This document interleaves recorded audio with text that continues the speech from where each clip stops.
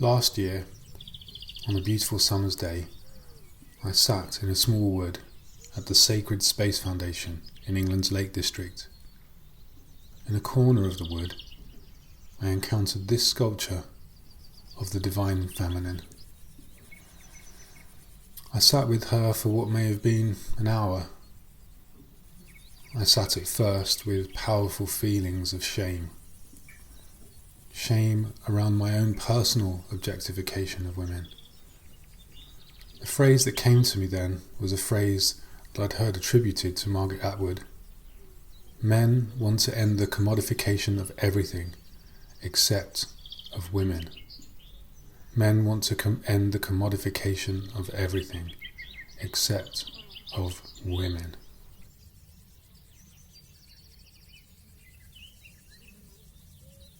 I sat with the pain of my own complicity in patriarchal colonialism.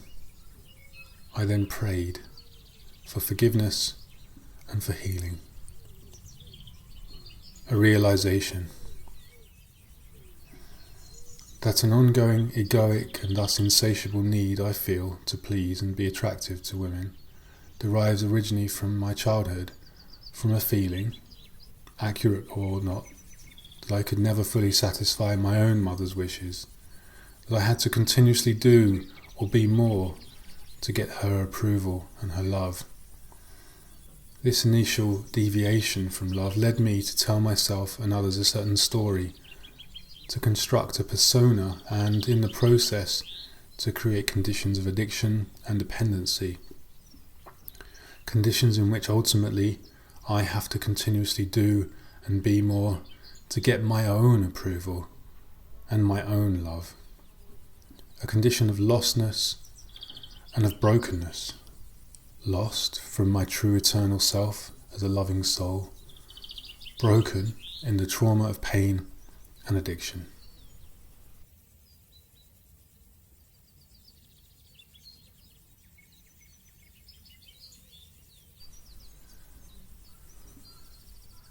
The witnessing of these profound truths brought tears.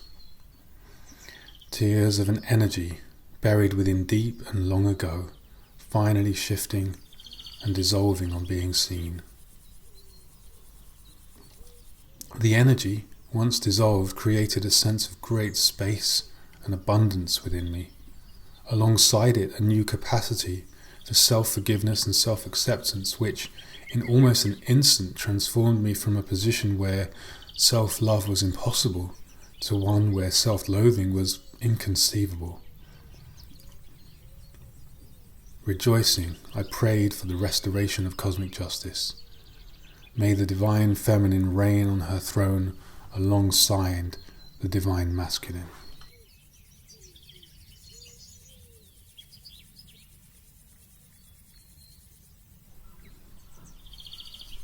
It was soon after this invocation that a transformation of the most profound nature occurred within me. Until that very moment of my life, I had experienced God as a solely masculine force. In that very moment, I realized that still, whenever the idea or experience of God came to me, it came as a purely masculine force. Until then, in my consciousness, God was a man, and if I focused on the Divine Feminine, it was as a subordinate force to God. At that moment, something transformed. I could suddenly hold an experience of God in my head, in my body, as a dual masculine-feminine force.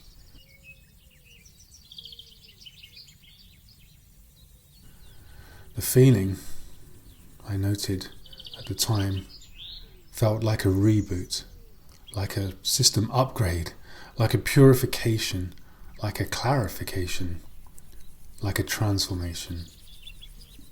Through the darkness, into the light. Through the contractions, into the space.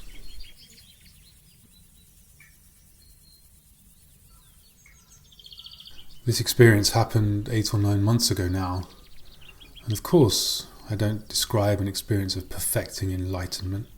I still err, I still think and act in patriarchal ways. I am still a most imperfect man, an imperfect human being. Nonetheless, the significance of this transformation was inexpressibly profound. What does it mean now for me to commit to struggle for gender justice and equality, now that I have experienced the divine unity and received an insight into the cosmological significance of the desecration of the feminine? What does it mean now for me to realize that I, as humanity, as consciousness, contribute to that desecration and can contribute to its restoration?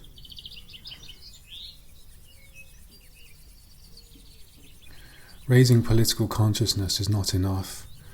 So long as our consciousness experiences and thus reproduces dualisms, humanity as consciousness will continue the alienation, violence and trauma.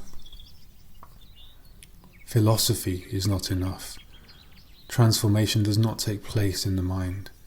We need to embrace and explore practices that reconnect us to our bodies, to our hearts, to our souls, and to each other.